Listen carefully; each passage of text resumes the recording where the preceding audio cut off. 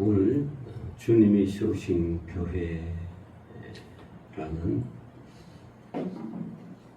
제목을 가지고 피차 은혜를 나누고자 합니다. 자, 교회는 구약의 명칭에 교회는 이스라엘 회중이라 그렇게 칭합니다. 이스라엘 회중이 교회입니다. 출애굽기 12장 3절에 너희는 이스라엘 회중에게 고하여 이르라 그렇게 이야기를 합니다. 그 교회의 출발점은 이스라엘 회중이죠. 레위기 4장 13절에 보면 만일 이스라엘 온 회중에 여호와의 검령 중 하나라도 거듭 범하여 허물이 있으나 스스로 깨닫지 못하다가 그렇게 허물에 대해서도 이야기하고요. 그래서 구약의 교회의 명칭은 이스라엘 회중에게 이야기하고요.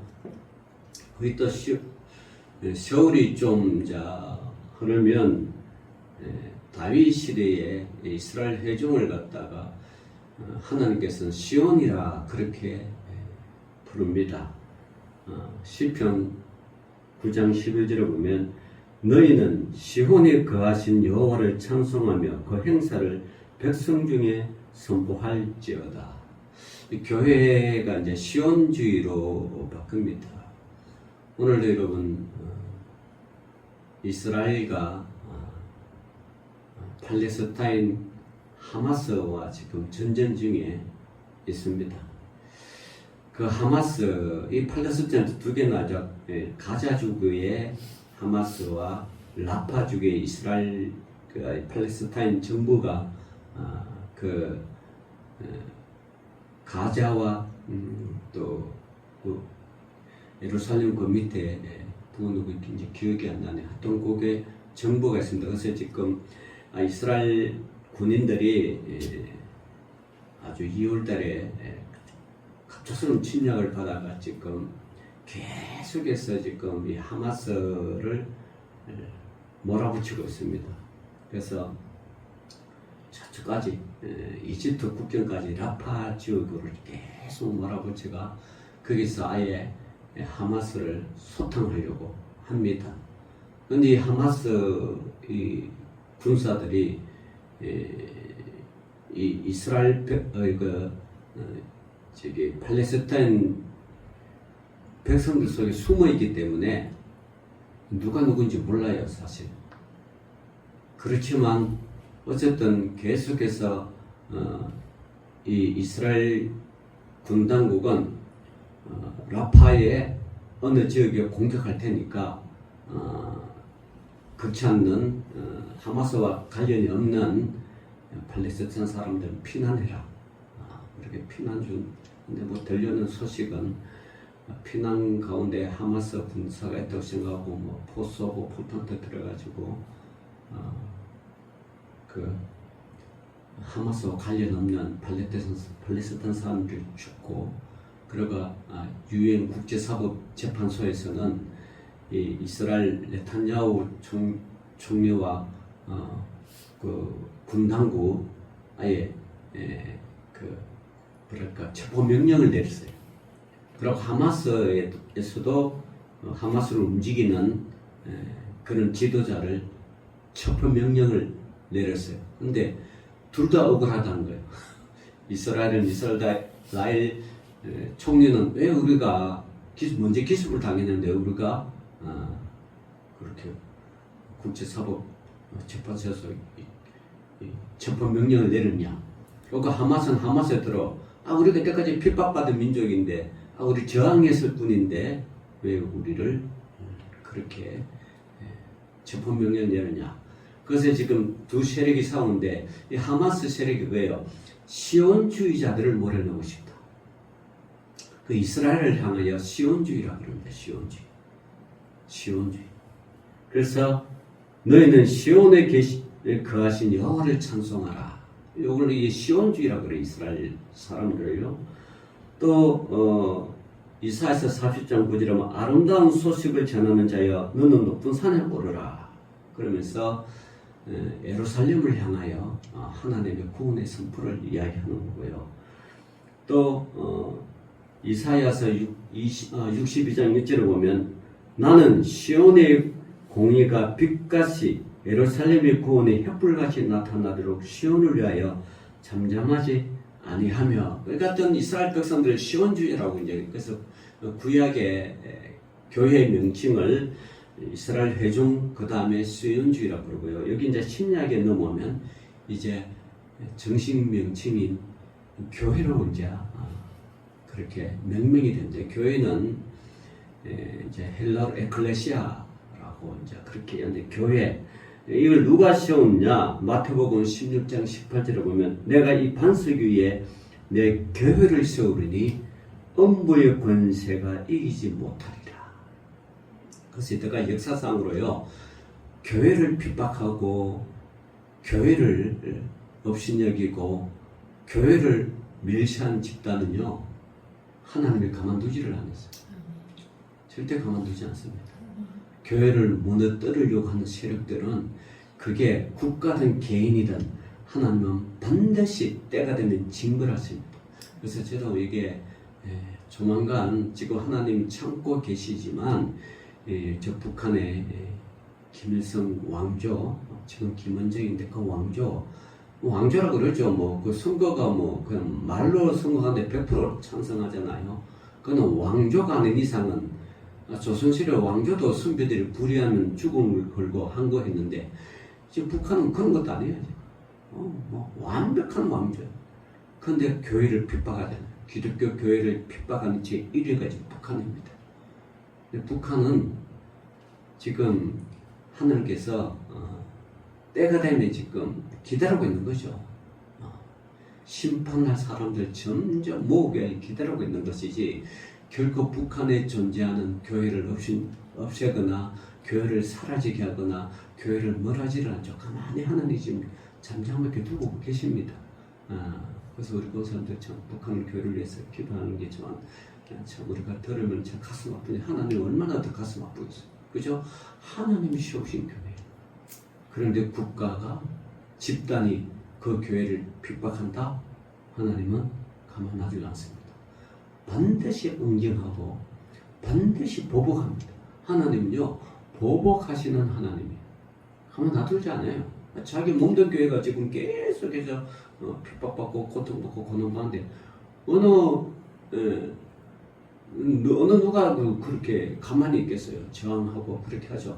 어느 뭐 전능하신 하나님은 저거 한번 썰어버리면 저 완전히 풍지박살낼 텐데 깨달을 수 있도록 지금 돌아오기를 회개의 기회를 주고 있는데 저 회개의 기회를 계속해서 군사력으로 뭐 어떤 그걸로 자꾸 쥐고 흔들면 언젠가는 쿠데타가 일어나서 하나님이 쿠데타 세력을 일으켜서 박살을 내든지 안 그러면 지금 중국이랑 북한이랑 사이가 지금 별로 안 좋아요. 왜냐 그러면 북한이 지금 어디로 붙었어요? 지금 러시아랑 붙었단 말이에요. 러시아랑 붙어서 무기도 뭐 우크라이나 그 하던 무기도 되시고 지금 러시아랑 굉장히 밀접한 관계가 돼서 그러니까 중국 입장에 볼 때는 이건 뭐야? 고분고분 내가 시킨 대로 해야지 말을 안 들어? 자꾸 러시아만 조금 붙고 있네? 중국 입장은 가만히 두 공산국가라도 지금 그런 거예요. 가만히 그러니까 지금 자꾸 중국에서 북한을 지금 자꾸 뭐라 그럴까 제재를 가하고 그렇게 해서 지금 북한 중국 주재 북한 대사관이 뭐 마약 밀수 뭐 무기거래 혐의를 지금 막 대사관을 외교관 집을 수색하고 지금 그렇게 하고 있다는 거예요.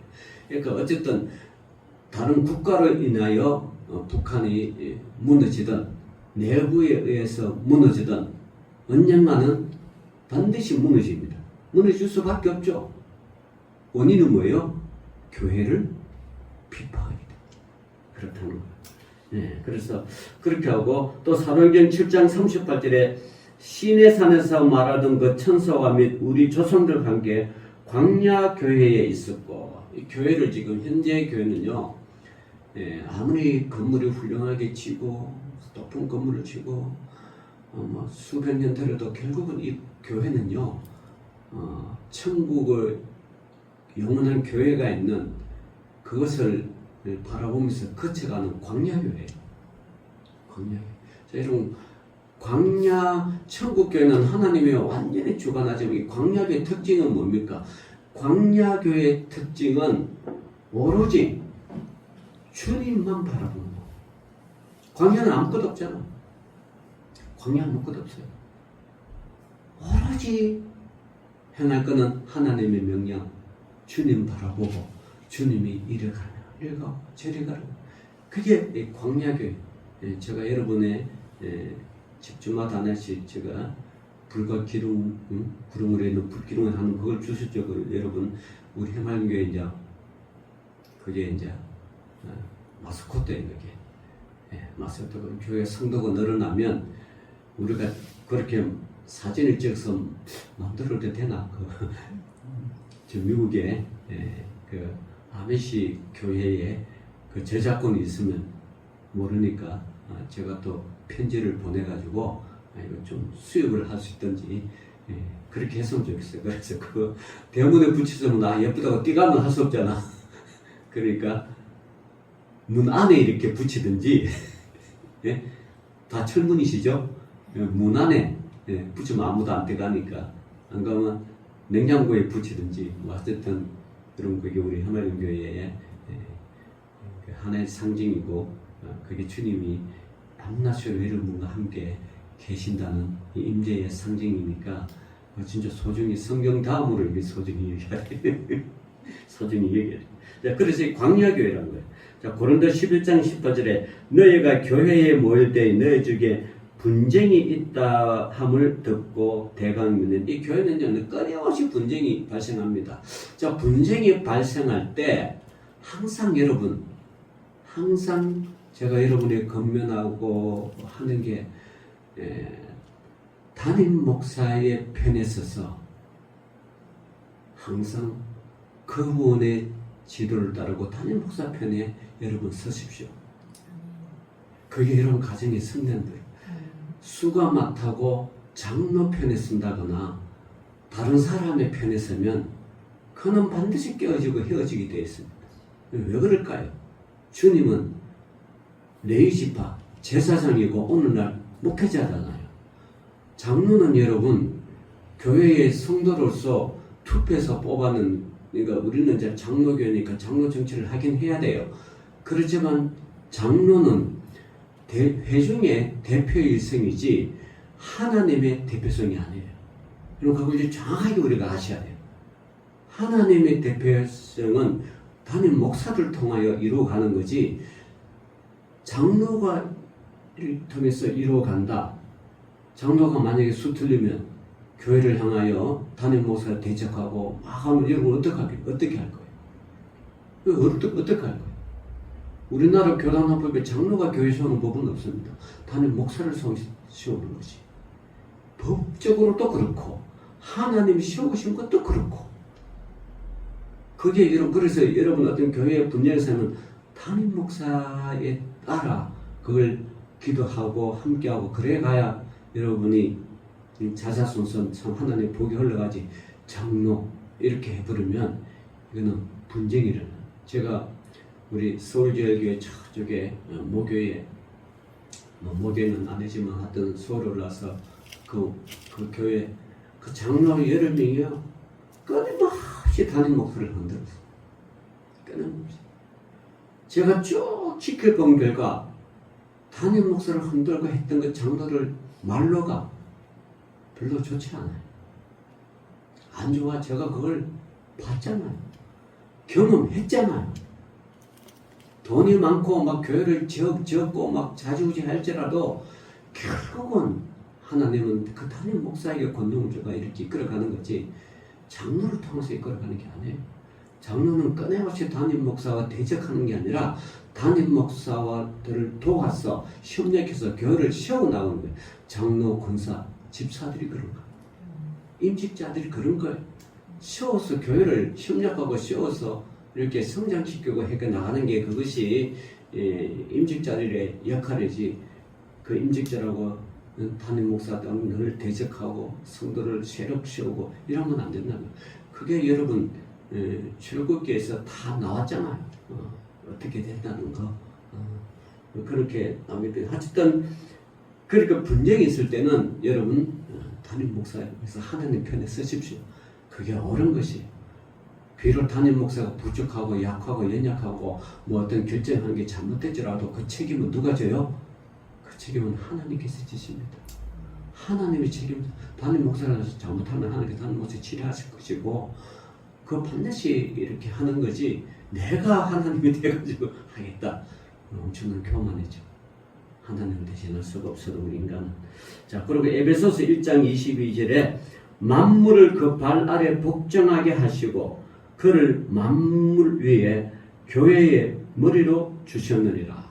이게 이제 예수 그리스도를 통해서. 그러니까 예수 그리스도를 통하여 교회가 세워졌다는 거예요. 그래서 교회는 주님의 몸된 교회라 그럽니다. 그래서 이 교회를 세운 거죠. 자, 그러면 오늘 사도행전 9장에 보니까 9장 31절이니까 그라여 온 유대와 갈릴리와 사마리아 교회가 평안하여 든든히 서가고 주를 경외함과 성령의 위로로 진행하는 수가 더 많아지니라. 초대교회가 지금 폭발적으로 성장하는 걸 지금 이야기하고 있습니다. 자, 그래서 교회는요 생명의 집단이기 때문에 성장해야 합니다. 여러분 우리가 잉태되면 아이가 성장해야 되잖아요. 그죠? 성장하고 때가 되면 나오는 거. 교회도 성장해야 돼요. 왜냐 그러면 교회는 살아있는 생명의 집단이기 때문에 그래요. 죽은 집단이 아니에요. 교회는 살아있는 집단이에요. 그래서 만약 성장하지 못하고 있다면 그 교회는 병들어 있는 교회라고 할 수 있습니다. 교회가 정상적으로 지도되고 관리되고 운영이 될 때 반드시 성장하게 되는 것입니다. 그러면 성장하는 교회는 어떤 교회입니까? 첫 번째로 평안하여 든든히 서가는 교회입니다. 본문에 교회가 평안하여 든든히 서가고라고 말씀하고 있습니다. 이 평안은 외부적인 평안과 내부적인 평안으로 나눌 수가 있습니다. 외부적 평안이란 밖에서 오는 시련이나 핍박이 없어서 교회 활동과 발전에 별 지장이 없는 것을 말합니다. 그래서 예배와 집회의 자유가 있고 선교의 자유가 보장됩니다.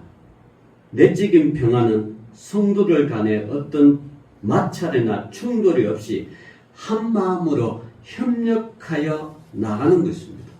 그래서 교회 안에서 평안을 유지하려면요 죄를 용납하지 말아야 합니다. 아무리 작은 허물이라도 그냥 덮어두거나 지나쳐 버리면 안 됩니다. 왜냐하면 죄도 장성하기 때문입니다. 그죠? 죄도 장성해요. 그래서 그 죄 때문에 온 교회가 죄로 물들어 버립니다. 교회는 참 어려움을 당하죠. 그래서 죄를 여러분 용납하면 안 되는 거죠. 어제 강화문에 제25회 쾌거 축제가 열렸어요. 그것도 왜 25회 그것도 언론에서 왜 떨었는지 모르지만 그 반대편에 거룩한 방파제 활동을 하는 그런 모임에서 그 쾌거 축제를 반대한 온 한국교회와 기독교인들 가서 반대하고 그랬습니다. 이 죄도 성장한다는 거죠. 쾌거 축제. 이게 뭐예요? 동성애 아니에요. 하나님은 동성애를 싫어하는데. 여러분, 요즘 이렇게 TV에 이렇게 보면 옷도 반쪽은 파란 색깔, 먼저 제가 이제 그냥 얘기하는 거. 반쪽은 파란 색깔, 반쪽은 빨간 색깔. 이렇게 옷도 절반은 나눠가지고 이렇게 나오는 사람이 있어요. 그건 전부 다 여러분, 쾌거 축제의 영향이에요. 옷은요, 한 색깔이 돼야 돼요. 이 바나나가 요 빨간색과 파란색 이러면 안 돼. 그걸 레위기에 나와 있어요. 짜집게 하지 말고 없어요. 그건 정말 레위기에 보면 정확하게 나와 있어요. 그렇게 하면 안 돼. 섞으면 안 된다는 거. 근데 TV에서 뭐 이렇게 보면 섞으면 자기들은 뭐 칼라를 표현하고 뭐 옷에 멋이고 개성이라고 생각하지만 우리 기독교의 눈으로 볼 때는 그건 죄악입니다.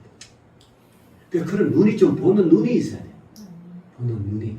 그러니까 요즘 가면 막 입에 피싱하고 코에 피싱, 귀에 막 피싱하고 참 자기 몸을 학대하는데 난리가 납니다. 그 성경에 금하고 있어요. 금하고 있어요. 여러분 여자를 귀걸이 이렇게 하잖아요. 귀걸이 이런 주름주름 금만. 그거는요 이런 뜻이에요. 귀걸이라는 건 레기 보면 종이 있어요. 종이 그것도 종이 외국인 종이 있고 히브리 사람 종이 있잖아요. 그러면 종이 7년 봉사하면 내보내게 돼 있어요.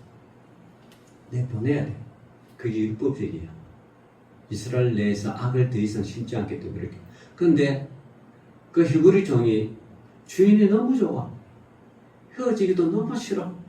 가봤자 별 일도 없고 내가 할 수 있는 거 없어. 그러면 스스로 종되기를 원하는 사람이 있어.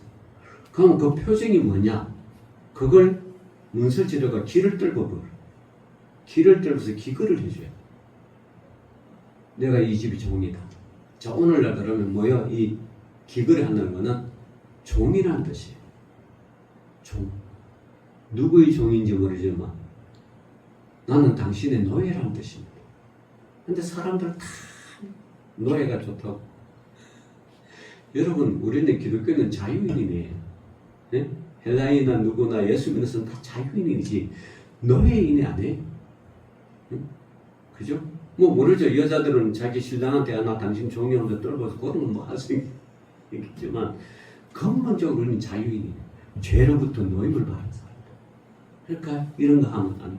근데 그걸 막 한다, 피신한다, 뭐 이마에도 하고 난잡하기가 이럴 데 없습니다. 그럼 문신만. 저는요 하나님 앞에 기도하면 하나님 저 문신한 사람 밤마다 좀 고통스럽게 해가지고 물타듯이 막 얼마나 고통스러워. 그래서 우리 해말린 교회가 기도하면 낫게 하면 얼마나 좋을까.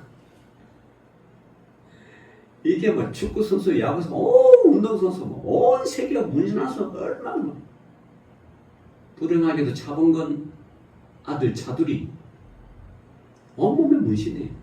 차범근은 이러면 집사예요. 신앙이 좋아요. 그런데 그 아들을 갖다가 그 문신하게 해요. 그것도 뭐 지금 살려는 아내랑 뭐 수십 년 전에 뭐 이혼은 안는데 별거 상태다. 뭐 그래서 뭐 다른 여자랑 사귀다가 뭐 고소당하고 뭐 여러 가지 복잡한 게 있는데 참 막 자녀는 어떻게 할 수가 없지만 그래도 최소한 문신하는 걸 막아야 되잖아요. 문신하는 거. 참 이거마저 못 막는다면 부모의 권위가 없는 거죠. 네. 아주 막 엉망입니다. 네. 그래서 이게 죄가 그렇게 된다는 거예요. 장사한다는 거예요. 이거 하면 저거 하고 이거 하면 저거. 자, 그래서 빨리 해결해야 합니다. 그리고 교회는요, 인본주의를 용납해서는 안 됩니다. 요즘 MZ 세대들 얼마나 인본주의인지 몰라요. 자기 생각이 안 맞으면 그냥 다른 목소리를 강하여 성도를 강하여 돈도 편철하고 안 맞다고 그냥 이게요 다 인본주의 때문에. 인본주의가 결국 교회를 망합니다. 여러분 교회는 인본주의가 아니고 교회 안에서는 무엇이든지 주님의 교회예요. 그죠? 교회는 주님의 교회. 그래서 신본주의를 말합니다. 아무리 대한민국이 뭐 민주화가 되고 뭐가 되고 인본주의는 안 돼요. 인본주의 하려고 하면 다른 거 하고 다른 종교 믿을 수 있어요. 교회는 신본주의, 하나님 운행하세요. 하나님의 말씀대로 살고 하나님의 뜻에 순종해야 하고 교회에서 하나님보다 인간 유지의 일을 하면 결국 교회는 성장할 수가 없어요. 두 번째 교회는 성령의 위로로 진행하는 교회입니다. 성령의 위로로 진행하는 것은 무슨 뜻입니까? 성령의 감화와 감동에 의해서 움직이는 교회의 모습을 말합니다. 성령이 그 교회의 원동력이 되어 이끌어가는 것을 말합니다. 성령의 위로로 진행된 교회는 계속해서 성장하지만 인간의 반복으로 진행하는 교회는 결국은 쇠퇴하고 마는 것입니다. 그렇게 되기 위해서는 교회를 많이 기도해야 합니다. 기도하지 않고서 성령을 바라는 것은 일하지 않고 대가를 바라는 것과 똑같은 겁니다. 그리고 교회는 말씀을 중심으로 움직여야 합니다. 말씀을 멀리하고 기도만 열심히 하면 바른 성장이 있을 수가 없습니다. 그러므로 교회는 기도의 불을 끄지 말아야 하며 말씀을 귀중히 여겨야 하며 성령의 은혜를 갈망해야 되는 것입니다. 마지막으로 세 번째는 신자의 수가 더 많아지는 교회입니다. 성장하는 교회는 신자의 수가 점점 많아집니다. 그만큼 복음 전도를 했다는 의미가 포함됩니다. 그런데 일부 사람들은 신자는 안 늘어도 내적으로 향상되면 된다고 말합니다. 내적으로 향상된다는 것은 주님의 말씀에 그만큼 깊이 있게 들어갔다는 것인데, 그렇다면 주님께서 원하시는 것이 무엇인지도 잘 알 것입니다. 우리 주님이 마태복음 있잖아요. 너희는 땅끝까지 이르러 내 증인이 되라. 그죠? 증인 되라. 세계 선교를 명하고 끊임없이 전도하라고 명령하죠. 주님이 이 땅에 오셔가지고 하신 일은 다 기도하고 성령 간구하고 또 뭐 이렇게 어디를 가는지 전도하고 병 고치고 가르치고 그렇게 했지 않습니까? 그러니까 교회는 신자 수가 많아져. 그래서 예수님이 모이면 뭐 구름처럼 모이죠. 예수님이 떠나가시고 성령 보혜사 성령께서 이 땅에 오시면 오늘 초대교회처럼 날마다 구원받는 자의 수가 더 한다는 거예요. 교회는 이렇게 되는 거예요. 주님께서 복음 전파를 하는데 주력하셨습니다. 한 영혼을 귀중히 생각하셨습니다. 단지 교회 신자의 수만 많게 하는 것이라면 그것은 성장하는 교회라고 할 수 없습니다. 양적, 질적인 문제가 다 해결해야 되는 것입니다. 수가 더 많아지는 교회는 외적으로 확대해 나가며 질적으로 향상되는 교회를 말하는 것입니다. 그래서 교회는요, 끊임없이 전도해야 되는 거예요.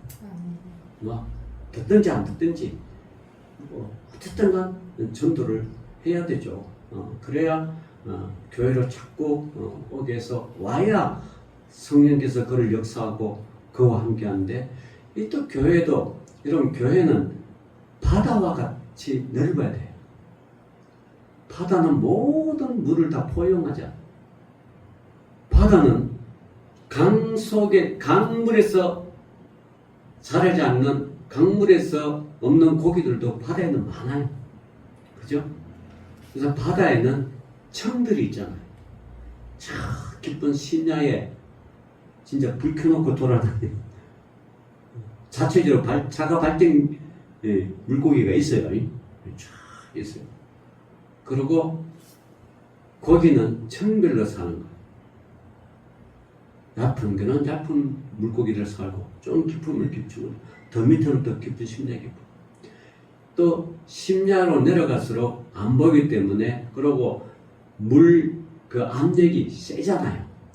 세기 때문에 튼튼한 고기들을 사는 거죠. 그 위로 올수록 그런 게 없는데, 하여튼 교회는 이 바다처럼 다양한 그 고기들이 사는데, 내가 신앙이 깊고 내가 자가 발전하고 이런다고 신앙이 없는 사람을 신앙을 잊게 하겠다고 끌어내려가지고 심야에서 살게 하면 그 물고기가 살아갈까요? 죽을까요?